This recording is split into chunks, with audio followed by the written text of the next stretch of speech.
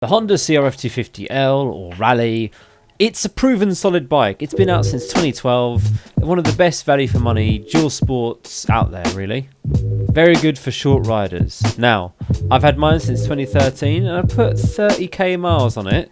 And well, here's my top 5 CRF250 upgrades you can get. This would also cover the Rally as well. Now, number 1. This is something that should be done before going off-road. We're going to lump this all into like one, but you need armour for your bike. Some hand guards to protect your levers from the falls and to stop the branches from pulling them in.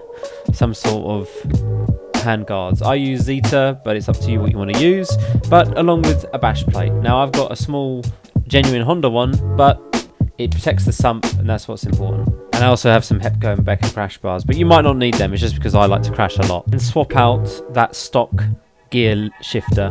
That stock gear shifter is made of hardened graphite or something, because when I crashed, my gear lever did not break. It decided to break at the spine inside the engine, so I was stuck in 4th gear and it had to go to the shop and they had to take the engine apart to replace that one spine.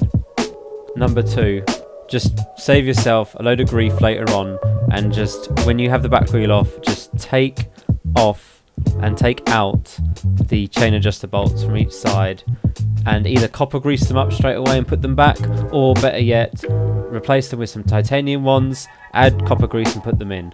Please, if you're going to do any upgrades, just learn from my experience here and just do this. I spoke to a lot of 250L owners and they have said the same, but what happened to me is mine had rusted up so bad I couldn't undo it, so it ended up snapping. Such an awkward place to snap it. Long story short, I bought a second-hand swing arm off eBay and that was way cheaper than getting it drilled out and retapped. Number 3, exhausts. Now for performance wise, it's not going to do much or anything, and it's not really, perhaps it's not really necessary, but the standard exhaust is heavy and it gets hot and it stays hot for a very long time. It takes a long time to cool down.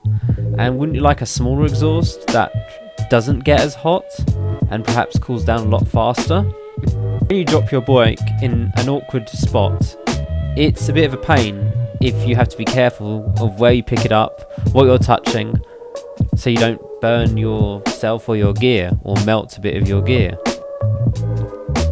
With the standard exhaust, I have burnt luggage, a nice big hole in one of my luggage racks with the stock one. But now I've got a GPR exhaust and it doesn't seem to get as hot. It cools down pretty quick. Oh, and of course, it sounds a lot nicer. Puts a nice big grin on my face. That's the most important thing. Number 4, now gearing. These bikes stock from the shop, they're okay, they're rideable. They're more probably geared for road use, but after a while of riding off-road, you'll find that, well, 2nd gear, it's not enough, you'll be just revving the tits off of it, and 3rd gear, it'll be chugging. So you should look at changing the front sprocket to a tooth less, or make the rear sprocket bigger.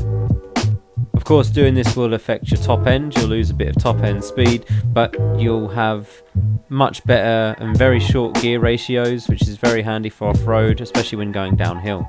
This is the only night and day performance increase you can actually get for this bike, where it makes an actual noticeable difference. Number 5, the second noticeable difference you'll probably want to make with your bike. The tyres, rim locks, tubeless. What should you do? Well, the stock tyres from the Honda shop are 50-50. Terrible for off-road and terrible for on-road. I won't go into what tyres are the best. We all have our personal preferences. I don't want to start an argument. But when you're getting tyres changed, put some heavy-duty tubes and some rim locks in there. Or, if you're going to keep the bike and you like it, go tubeless. Tubeless is a bit expensive, but it is 100% worth the money. And I probably will have to do a video review on that soon. Anyway, I hope this video has been some help. Notice I did not suggest any sort of performance upgrades. Let's face it, it's a 26 horsepower bike. It's very expensive to do any tiny performance upgrade, shall I say. You're only going to be getting an extra 2 or 3 brake horsepower. Anyway, perhaps I'll save a top 5 don't do to your CRF video for later on. Anyway, that's it. Playlist below, perhaps, so you can see all the other odd job repairs, and I'll continue to update that playlist as time goes on and as repairs continue. Anyway, that's it. Thanks for watching. Ciao.